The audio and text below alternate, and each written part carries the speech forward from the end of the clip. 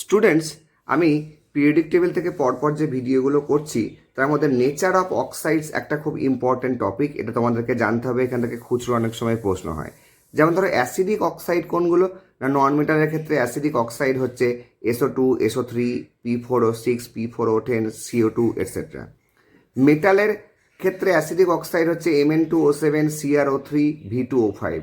আবার alkali metal, alkaline আর্থ মেটালের ক্ষেত্রে যে অক্সাইডগুলো হয় সেগুলো জেনারেলি বেসিক অক্সাইড হয়, যেমন Na2O, K2O, MgO, CaO etcetera. জানতে হবে অ্যাম্ফোটেরিক অক্সাইড কোনগুলো, খুবই এখান থেকে প্রশ্ন হয়। বেরিলিয়ামের ক্ষেত্রে বেরিলিয়াম অক্সাইড, অ্যালুমিনিয়ামের ক্ষেত্রে অ্যালুমিনিয়াম অক্সাইড, গ্যালিয়ামের ক্ষেত্রে গ্যালিয়াম অক্সাইড। টিনের ক্ষেত্রে দুটো হয়, SN এর ক্ষেত্রে SNO আর SNO2।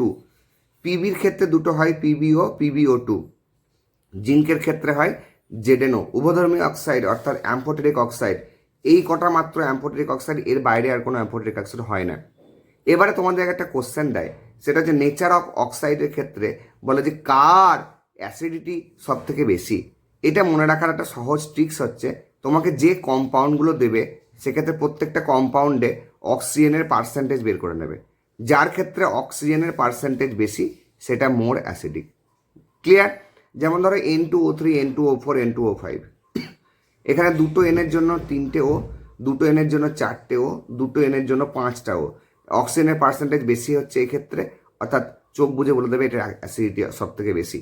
খুবই ইম্পর্ট্যান্ট একটা দেয় ট্রানজিশন মেটালের অক্সাইড দিয়ে, MnO, MnO2, MnO3, Mn2O7। এদের মধ্যে দেখো সব থেকে অক্সিজেনের পার্সেন্টেজ বেশি, দুটোর জন্য 7টা ও, অর্থাৎ একটা Mn এর জন্য 3.5। এখানে একটা Mn এর জন্য 3টে, একটা Mn এর জন্য 2টো, একটা Mn এর জন্য 1টা। পার্সেন্টেজ অফ অক্সিজেন বেশি কোথায় হচ্ছে? এখানে। অর্থাৎ চোখ বুঝে বলে দেবে যে এটার সব থেকে অ্যাসিডিটি, Mn2O7 অ্যাসিডিটি সব থেকে বেশি। তাহলে একটা পিরিয়ড বরাবর যদি যাও তাহলে কি হয়? নন মেটালিক ক্যারেক্টার বাড়ে, অ্যাসিডিটি বাড়ে।